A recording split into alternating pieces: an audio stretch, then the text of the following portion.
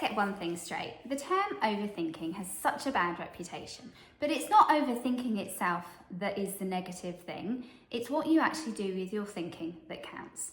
Today, I'm going to share with you a completely different way of looking at overthinking and how you can start taking some steps to take all that mess that's going on to your head and making something that's much more channeled and aligned for you with your thinking.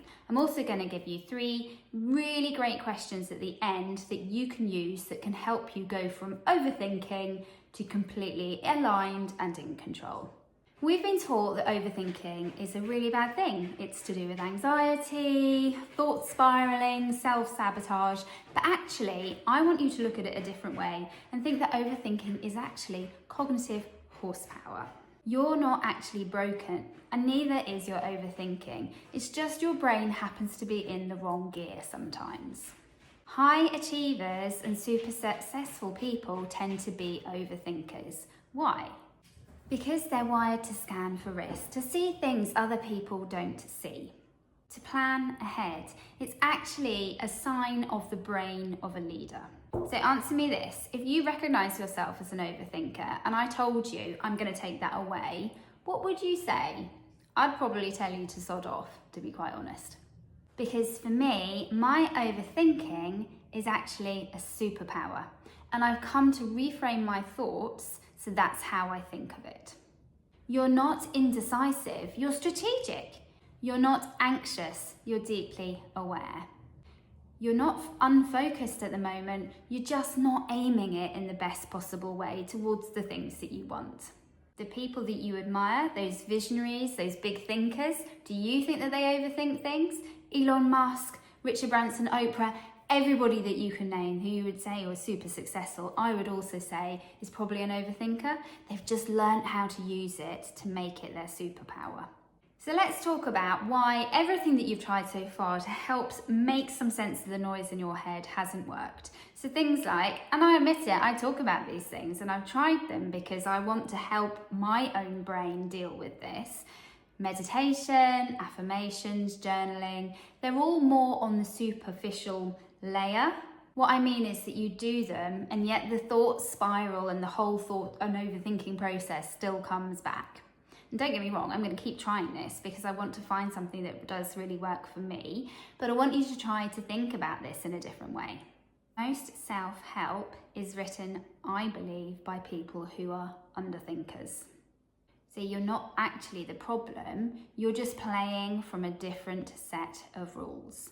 So telling an overthinker to stop thinking, or at the worst, to calm down, is quite possibly the worst thing. You're not helping, you're just wasting this God-given gift.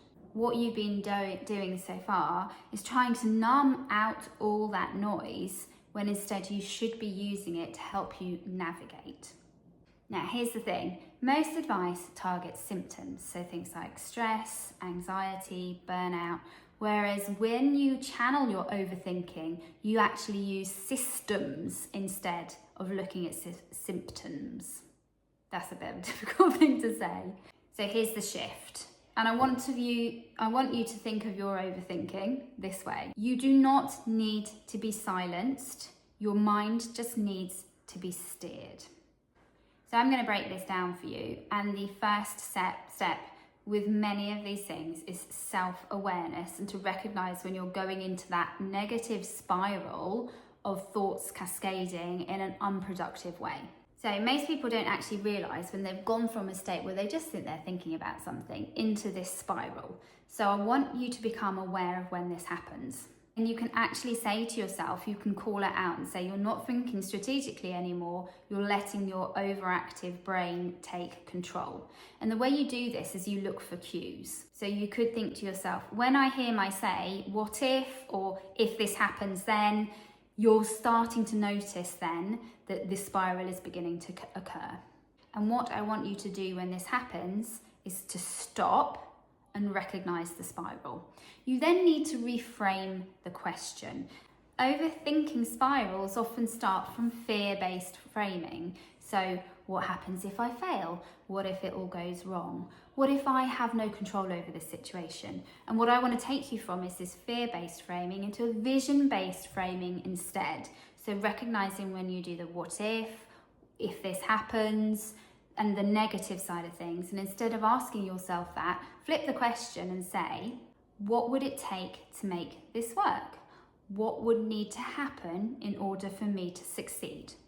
So it's flipping it from avoiding to action, from fear-based to vision-based. So I'm not suggesting you shut down your thoughts, you just control them in a completely different way.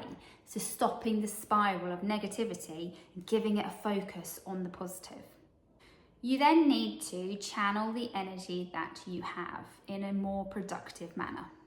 A great way to think of this is that you have these mental loops in your head and they're spinning. So what can you do with these loops instead?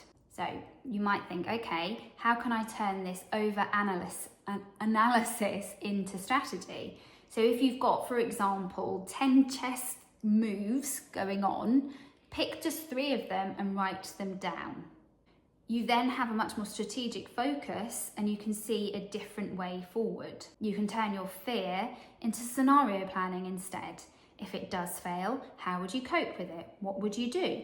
Make that fear into and the failure that you see coming into a part of your process. The third thing you can do is to turn obsessive detail checking into system building. Let me give you an example for this one. So say you have this thing over emails. You write out an email, you overthink it, you 10 times check everything that you've written, you then question whether you should send it or not. If you know that you do this, and this whole process may take half an hour, put a system in instead to help you manage that obsessive detail checking. This may be that you have a template for your emails. So a bit of context, 3 bullet points, and a question. Whatever works for you, but something that you can have to stop that massive overthinking and control your mind. As an extra bonus, when you recognize those thought loops, ask yourself these 3 questions. Is it useful? Is it helping me to take action? Is it taking me towards the goals that I want to achieve? Or is it actually just keeping me stuck in a place of inaction? Is it true? Am I basing these thoughts upon what I believe to be true, or is it just subjective? So what I feel could happen. And lastly, is it aligned? Is this idea or thought taking me towards the version of myself that I want to be, that future amazing version of myself that can get stuff done? When you know that that super amazing overthinking brain of yours can be channeled in a different way, you look at things in a completely different way also. And I think you see yourself in a different way too, because I always thought, oh God, I'm overthinking things, I'd question myself.